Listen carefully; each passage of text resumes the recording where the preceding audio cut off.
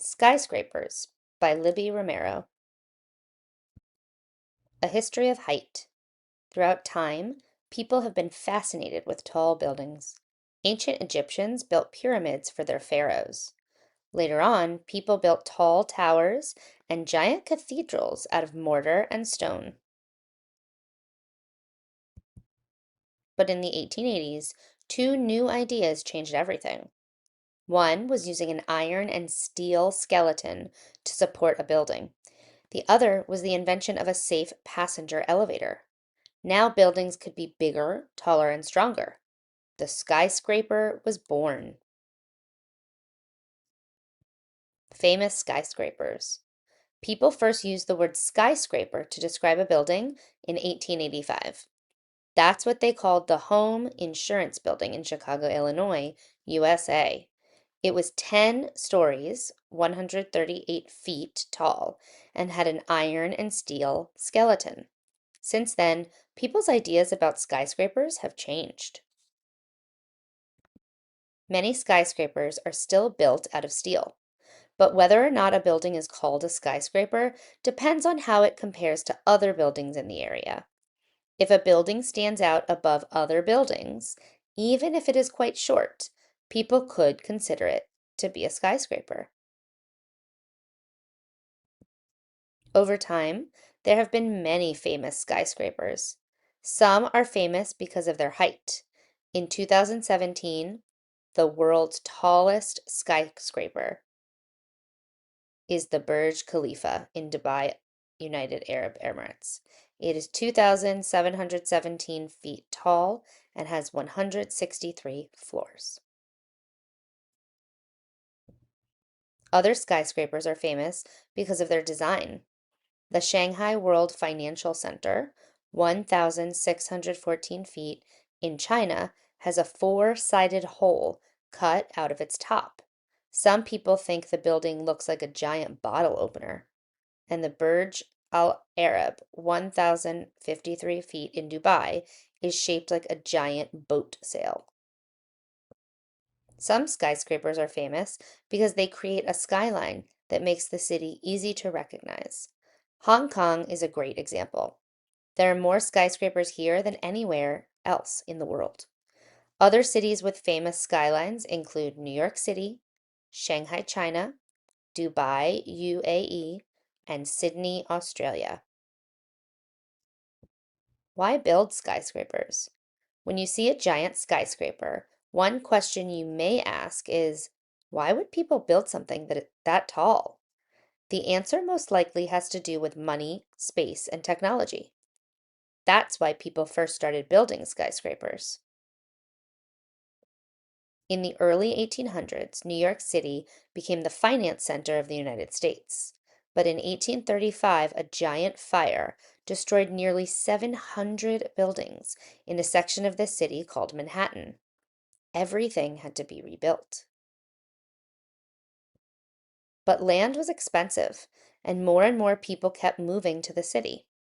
There wasn't much space on the ground, so they started to build upward. As they rebuilt, the people of New York were limited by technology. Bricks and mortar couldn't support the height and weight of very tall buildings. And who wanted to climb that many stairs anyway? For these reasons, the tallest new building in New York in the 1850s was just 5 stories high. While all this was going on in New York, the city of Chicago, Illinois, was also growing quickly. From 1830 to 1870, it grew from 50 people to nearly 300,000. Many people came for jobs. Because of Chicago's location in the middle of the United States, the city was a railroad center for the country. Much trade and business passed through the city. But in 1871, fire tore through Chicago. More than 18,000 buildings were burned. By this time, both safe elevators and building materials made of iron and steel were available. Chicago was ready to build the world's first skyscraper. Getting off the ground. Building a skyscraper takes more than steel, iron, and elevators. People also need a plan. Buildings must be built in a way that protects against gravity. Gravity can pull tall buildings to the ground. Ancient Egyptians built pyramids that had large bottoms and small tops. The bottom or base of a pyramid supports its weight. This helps pyramids fight against gravity. But these pyramids are in the middle of a desert. There's a lot of space there. In a city, there's less space and land is expensive. While this idea worked, it limited how tall new buildings could be built in a city. People needed a way to build a tall building with a smaller base. Steel made this possible, but steel beams were large and expensive. They had to be shipped in and stored, and people needed heavy-duty equipment to move them. Because of this, some people made buildings out of concrete. Concrete is a mixture of cement, sand, broken rocks, and water. It is cheaper than steel and it can be made on site. Concrete gets very hard when it dries, so it can support a lot of weight. But concrete cracks if it's put under too much pressure. People needed a better idea, so they started to reinforce or strengthen concrete with steel bars. New technologies didn't just help people build taller buildings, they also helped people solve problems inside. If a building's frame is made out of steel or reinforced concrete, its inner walls and floors help support it. This means the building's outer walls don't have to be as thick, and that leaves more space inside the building for bigger rooms. Once the base is sturdy, they start to build up. They make a skeleton out of concrete, steel, or a combination of these materials. Columns go up, beams go across on each floor. The strong base and strong skeleton work together to help the skyscraper resist the natural force of gravity. Builders must also consider the weather. Changes in temperature, for example, can affect metals. Metals expand when temperatures are hot and contract when they are cold. Over time, this can cause metals to crack or change shape. Wind can cause problems too. Wind moves skyscrapers back and forth. Skyscrapers must be strong, but they must also be flexible. If the tall buildings don't move when the wind blows, pressure from the wind will damage them. To keep this from happening, builders sometimes cross steel beams between columns like an X. The X's brace the building against the wind. Earthquakes are another big problem for buildings. Earthquakes make the ground move. This can cause buildings to get badly damaged. Builders add parts to skyscrapers to try to keep this from happening. Sometimes builders use dampers or other parts called shock absorbers. These parts keep the skyscraper steady and limit movement in an earthquake. Builders can also put rubber pads and rollers between a skyscraper and its base. These parts move sideways during an earthquake.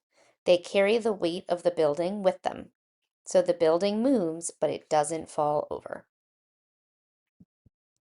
Going green. Big buildings use lots of energy. Since the year 2000, people have designed skyscrapers that use less energy. They have also found ways to save energy in skyscrapers that were already built. One simple idea was to change the light bulbs. New types of light bulbs use less energy than old ones. Another way to save energy is to replace the windows. At one time, all skyscrapers had windows that didn't open. Now many do open. This means natural air can help cool the buildings instead of only using air conditioning. The windows are also tinted like sunglasses. They reflect light and heat, so people use much less electricity to control the temperature inside. Big buildings also use a lot of water. An easy way to save water is to update the faucets and fixtures people use to get water. Newer fixtures use less water, so the owners replace the fixtures at Taipei 101, 1,667 feet. Now people in the building save 7.4 million gallons of drinkable water each year. Some buildings don't just save water, they save energy by using water in different ways. There's a three-story waterfall in the Hearst Tower, 597 feet, in New York City. The water comes from rain outside. The waterfall cools the area inside. Some skyscrapers use nature in different ways. Bosco Verticale, or vertical forest in Italian, is the name of two skyscrapers, 380 feet and 279 feet in Milan, Italy. These skyscrapers are covered with plants and trees. The plants make oxygen and reduce smog. They also block outside noise and keep the buildings cool. What's up with skyscrapers now? Many things have changed since the world's first skyscraper was built. One thing is location. For many years, most of the tallest buildings were in North America. Not anymore. Today, the world's tallest buildings are rising in Asia and the Middle East. That's because these places have lots of people and open land. They also have the money to build tall skyscrapers.